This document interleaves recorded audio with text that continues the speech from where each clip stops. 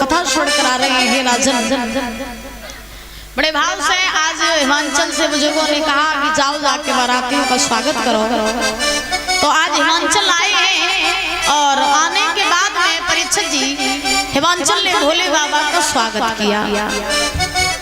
जब भोले बाबा का स्वागत किया है तो पार्वती ने जब देखा कि भोले बाबा दूल्हा बन के आ गए हैं तो पार्वती मनी मन में प्रसन्न होने लगी, सोचने लगी बाबा आए तो, लेकिन आने में बड़ा विलंब लगाया। बहुत इंतजार के बाद में ये घड़ी मुझे आज देखने को मिली है कि आप दूल्हा बन के आए हो और आज मैं आपकी अर्धांगिनी बन जाऊंगी। इससे ज्यादा खुशी की बात मेरे लिए कुछ नहीं है। बहुत इंतजार करवाया तब ये घड़ी मुझे मिली है। तो पार्वती बड़ी प्रसन्न है। अब भोले बाबा जैसे ही आए महाराज बारोठी के लिए, आपने देखा हो क्या गांव में या नई बहू आवे या नौ लड़का आवे तो माताओं के खास आदत होती है कि ये देखने जरूर जाती है। हाँ, देखने जाती है। तो भोले बाबा जैसे ही आए तो हिमाचल की जितनी भी महाराज लड़कियां थी, जितनी भी स्त्रियां थी, वो सब भोले बाबा को देखने के लिए आई कि देखे पार्वती का दूल्हा कैसा है।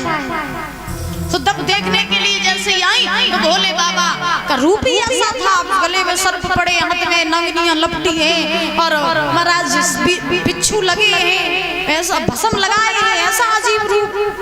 तो लड़कियों ने मैना से कहा मैया तेरी बिटिया तो नादान थी और पार्वती ने नादानी में आकर के भोले बाबा को अपना बर चुन लिया, लेकिन तुम तो कम से कम देख लेती। भोले बाबा की नार डगमगा रही है, ऐसा लग रहा है 2 महीनों की मेहमान फिर काम खत्म। आगे की जिंदगी कौन काटेगा पार्वती की। अब महाराज क्योंकि माताओं की आदत होती है किसी की बहू देखने जाए नहीं।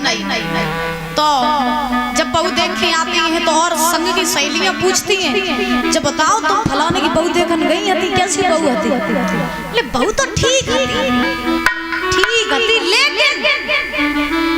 लेकिन लग जा तो तुम समझ लो कुछ गड़बड़ है। लेकिन लग जा तो गड़बड़ है। बहू तो ठीक थी लेकिन लंबी थी, ऐसा लग रहा था खम्मा आ गया। अब बहू थोड़ी सी काली है तो बहू तो ठीक है लेकिन काली बहुत, ऐसा लगता घर में डामर आ गया।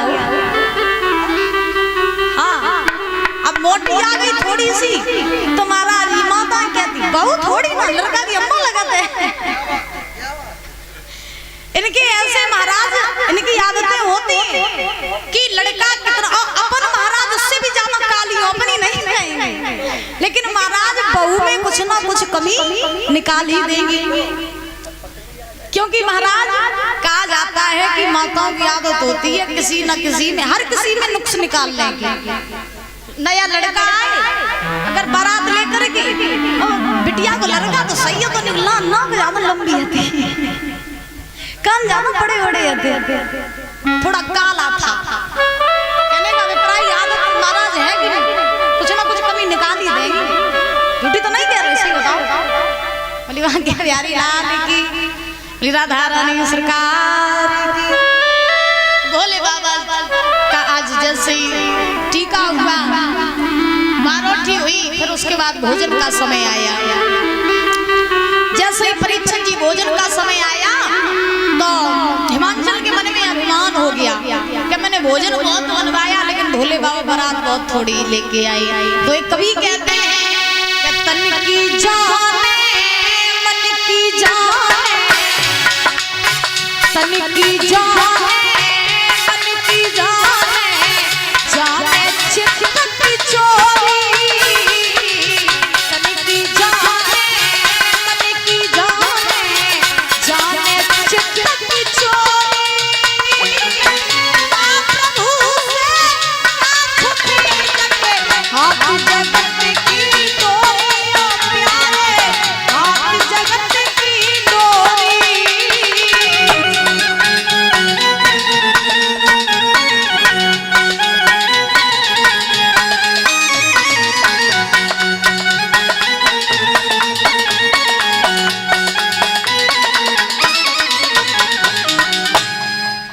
की जाने जाने चित्त की चोरी। अब बाप से कहा छुपी जगह हाथ जगत की डोरी। बोले बाबा समझ गए कि ससुर जी को अभिमान हो रहा है। तो क्या हुआ कि भोले बाबा की बारात में दो गढ़ थे, शुक्र शनिचर। शुक्र शनिचर तो भोले बाबा ने शुक्र शनिचर से कहा कि तुम जाओ और पंक्ति में सबसे पहले बैठ जाओ और हिमाचल का जितना भी भंडार है उसको सब खत्म कर दो। जाओ। शुक्र शनिचर जैसे हिमाचल ने कहा बारातियों से भैया भोजन करो चल के।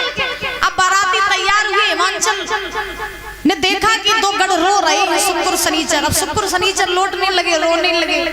हिमाचल ने कहा भैया क्यों रो रहे हो? शुक्र शनिचर ने कहा भूख लगी। हिमाचल ने कहा भूख लगी तो सब भोजन करें तो तुम कर लेना।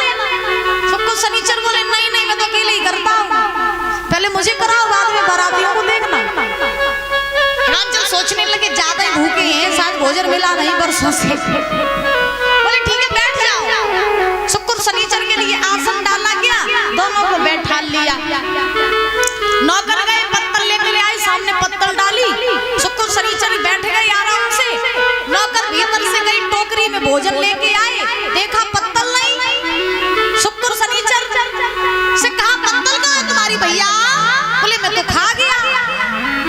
नौकर बोले वो खाने वाली चीज थी क्या? शुक्र शनिचर बोले क्या करें महाराज, हमारे कैलाश पर्वत पर ऐसा आइटम कभी मिला ही नहीं, तुमने जाना खाने वाली होगी तुम तो खा गए। नौकर बोले अजीब बाराती आ गए। पत्तल फिर डाली, फिर डालने के बाद में भोजन परोसा गया। धीरे धीरे करके टोकरी पे टोकरी आने लगी, शुक्र शनिचर खाने लगे। अब नौकरों ने कहा अल्लाह, बोले अल्लाह, और टोकरी आई भर के वो भी खा गए। अल्लाह, बोले अल्लाह, अभी क्या होगा, अभी लाते रहो। अब नौकर भोजन ला रहे हैं, शुक्र शनिचर खा रहे हैं, नॉन स्टॉप खाते जा रहे हैं, नहीं रुक रहे। अब जितना भंडार था, जितना भोजन था, धीरे धीरे करके शुक्र शनिचर सब खा गए, कुछ नहीं बचा, सब खा गए। हिमाचल समझ गए कि अभिमान हुआ था तो अभिमान दूर हो गया। जब ये दो गढ़ भोले बाबा के पूरा भंडार खत्म कर गए तो और बारातियां कितने भुखमरी हुई, वो तो सब खाए जाए, कछु ना बचे। तो भोले बाबा के पास पहुंचे, हिमाचल क्षमा याचना किए हैं, बोले नाथ और भी बारात है भोजन करने के लिए, और भी बाराती आए हैं, इनको दोनों को रोको, ये पता नहीं नॉन स्टॉप खाते ही जा रहे हैं, इनको थोड़ा रोको। अभिमान दूर हुआ है हिमाचल का। भोले बाबा ने दो तुलसी के दल लिए, शुक्र शनिचर को दिए। शुक्र शनिचर ने तुलसी के दल खाए, भूख मिटाई अपनी। जितनी भी बारातियां थे सबने आराम से बैठ के भोजन किया। जब सबने भोजन किया, वरमाला पड़ी महाराज पार्वती के साथ में, सवेरा हुआ। आज भावरें पड़ी हैं, जब भावरें पड़ी हैं तो आज सारे देवी देवता गा रहे हैं कि हरे मौसम मंडप छाए और गौरा जी को ध्यान बोले।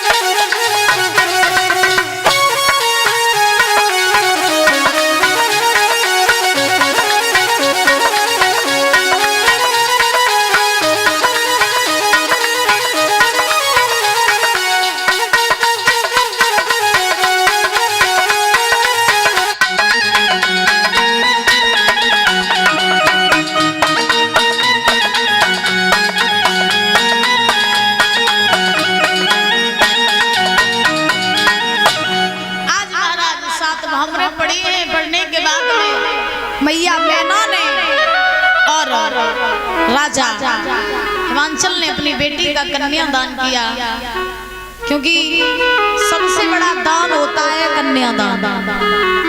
जो व्यक्ति अपने जीवन में कन्यादान कर लेता है, समझो वो महाराज, उसे किसी का दान करने की आवश्यकता नहीं होती है। लेकिन आज के जमाने में महाराज प्रथा ऐसी है कि लड़का सब चाहते हैं मगर लड़कियां कोई नहीं चाहता है। माँ सब चाहते हैं मगर लड़की कोई नहीं चाहता है। बहन सब चाहते हैं मगर लड़की कोई नहीं चाहता है। क्योंकि मेरी नजरों में जितना सम्मान लड़कों को दिया जाता है उतना सम्मान लड़की को नहीं दिया जाता है। महाराज हमेशा लड़कियों के लिए रोक टोक, ये मत पहनो वो मत पहनो, यहाँ ना जाओ वहां मत जाओ, इससे मत बोलो उससे मत बोलो, लोग क्या कहेंगे, हमेशा यही कहते रहते हैं। कम से कम अपने लड़कों से भी तो कहा करो कि जब बाहर जा रहे हो तो जैसे तुम्हारी माँ बहन है वैसे ही दूसरों की भी माँ बहन है। आज के जमाने में एक लड़की है तो अच्छा है, और एक से अगर दो भी हो गई तो ऐसा लगता है जैसे पता नहीं कितना बड़ा वजन डाल दिया गया हो सर पे, पता नहीं कितना बड़ा वजन इनके सर पे डाल दिया गया हो। आजकल हम देखते हैं कि माताएं गर्भ में ही महाराज लड़कियों की हत्या करवा देती हैं, गर्भ में ही लड़कियों को मार देती हैं। याद रखना सबसे बड़ा दान काहे का होता है? कन्यादान। लेकिन आज के जमाने में मानता कौन है? लड़की का दुख क्या होता है ये उस बाप से पूछो जिस बाप के घर में लड़की नहीं है। बहन का दुख क्या होता है ये उन भाइयों से पूछो जिनके बहन नहीं है। इसीलिए कहा जाता है लड़कियों का सम्मान किया करो। एक विद्वान तो बड़े सुंदर शब्दों में कहते हैं, कल्पना करते हैं कि बेटे का सम्मान जगत में, कि बेटे का सम्मान जगत में, और बेटी का कोई मान नहीं।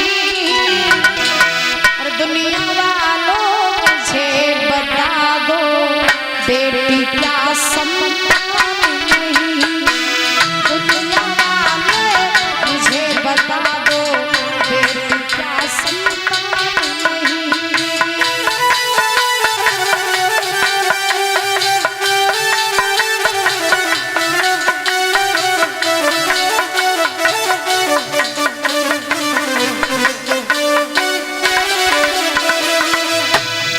बड़े सुंदर शब्दों में कभी कल्पना करते हैं, ए बेटा तारे एक ही कुल को बेटी तो तारती है। माता पिता नाना नानी के सपनों को ये संवारती है।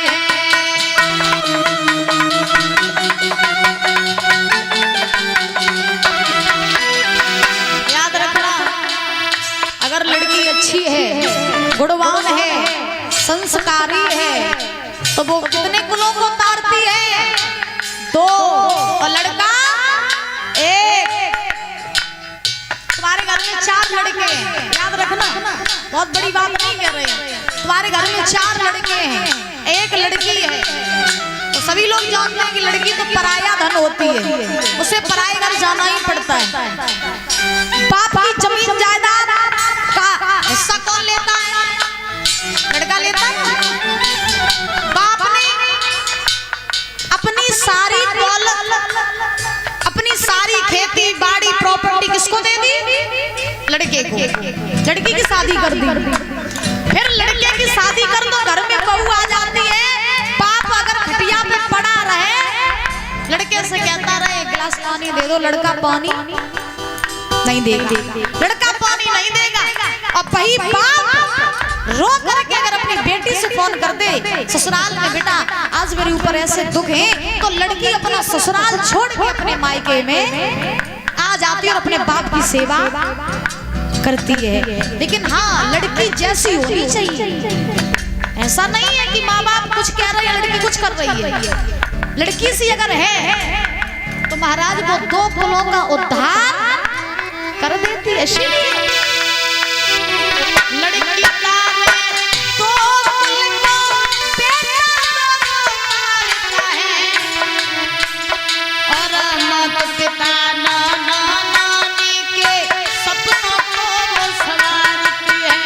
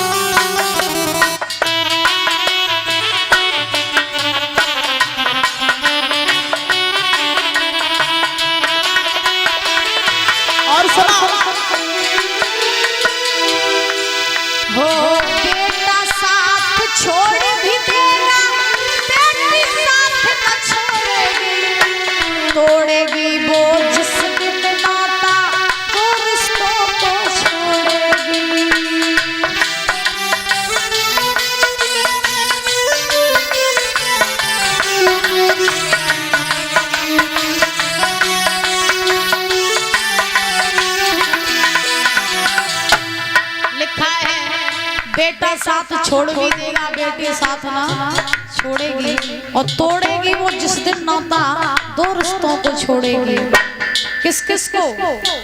मायके वाले रिश्तों को और ससुराल वालों को।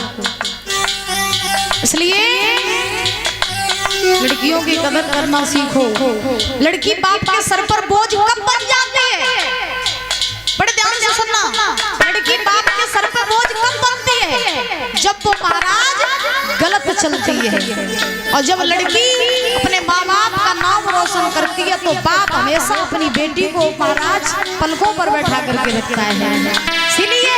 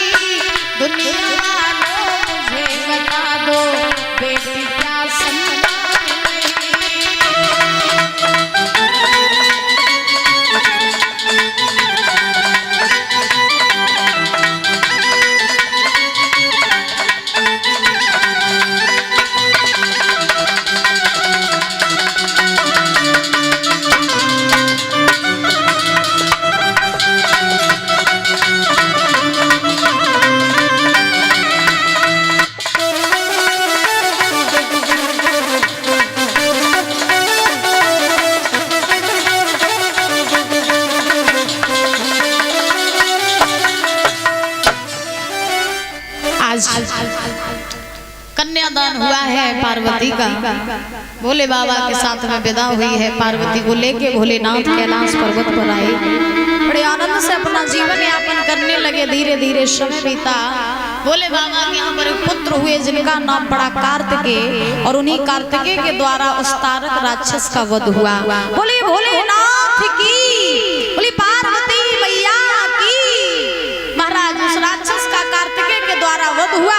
सारे देवी देवताओं ने पुष्पों की वर्षा की है, खुशी मनाई है, और प्रसन्नता पूर्वक सारे देवी देवता जो हैं अपना जीवन यापन करने लगे। और समय भी हो गया है। इससे आगे की जो कथा है वो आप लोग कल श्रवण करेंगे। और कल की जो पावन पावन कथाएं हैं, कल ध्रुव चरित्र की कथा होगी और राजा हरिश्चंद्र की कथा होगी। तो सभी लोग भारी से भारी भीड़ में आने का कष्ट करें तो आप लोगों को महान कृपा होगी।